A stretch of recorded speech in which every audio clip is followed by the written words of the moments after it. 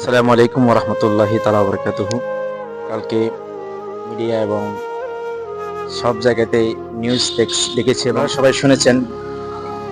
যে নিউজটা দেখেছেন এবং শুনছেন, এটা অত্যন্ত মর্মান্তিক একটি ঘটনা। এই ঘটনা হচ্ছে আপনার শুনলে যে ছেলেরা নিজের মাকে খোঁজখবর নেয় নাই, সে আপনার ঘটনা যখন শুনবেন আপনার থেকে আসলে এই ছেলেদের প্রতি ঘৃণা কাজ করবে।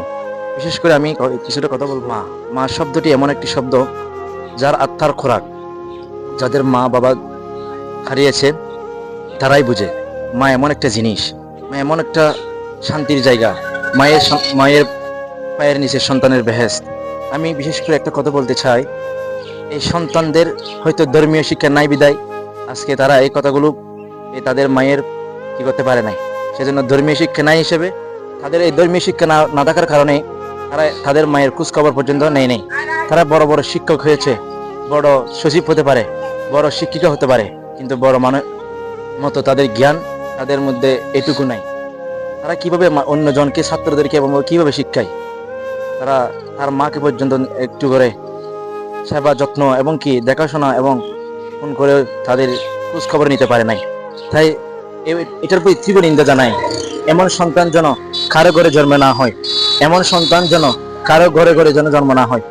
আর যদি কারো মা থাকে, কারো বাবা থাকে, আপনারা সবাই খোঁজ খবর নেবেন, মায়ের সেবা করবেন। মায়ের সেবা করলে আল্লাহ তাআলা আপনার সে সেবার আল্লাহর দরবার কবুল করে নেবেন এবং সবটুকু সুন্দর আপনার জীবনকে সুন্দর করবেন। যেমন হযরত বাইজিদ মুস্তামি রহমতুল্লাহ আলাইহি, যিনি মায়ের সেবায় যখন নিয়োজিত ছিলেন, তিনি একজন আল্লাহর ওলি হয়েছেন। তাহলে আমরা কেন মা বাবাকে অবহেলা করব? তাই যাদের মা নেই তারা অবশ্যই বুঝে, যাদের বাবা নেই তারা অবশ্যই বুঝে বাবা হচ্ছে বৃক্ষ গাছের ছায়ার মতো, আর মা হচ্ছে তাদের ঘরের মধ্যে যখন মা থাকবে না, যখন আমি ঘরে ঢুকি তখন মা যখন থাকে না, তখন আমার চেহারা অন্ধকার হয়ে যায়, ঘর অন্ধকার হয়ে যায়। যাদের মা ঘরে আছে তাদের ঘরটাকে আলোকিত করে দেয়। তাই সেটা হিন্দু হোক, বৌদ্ধ হোক, খ্রিস্টান হোক, মুসলমান হোক, যাদের ঘরের মা আছে তাদের ঘরে আলোকিত আছে, যাদের ঘরে মা নেই তাদের ঘরে অন্ধকার হয়ে থাকবে। বিশেষ করে বলতে চাই, যাদের প্রত্যেকজনের, সে ভিন্ন ধর্মের হোক অন্য ধর্মের হোক, যাদের মা বাবা আছে খোঁজ খবর নিবেন।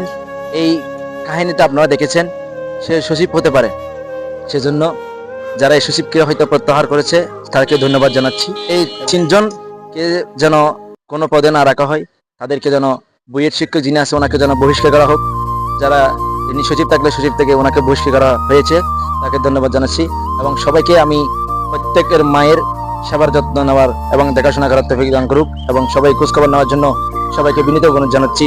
মা হচ্ছে এমন একটি শব্দ, মায়ের আত্মা এবং শান্তি সে খুঁজে পায়। আসসালামু আলাইকুম ওয়া রাহমাতুল্লাহি তাআলা বারাকাতুহু।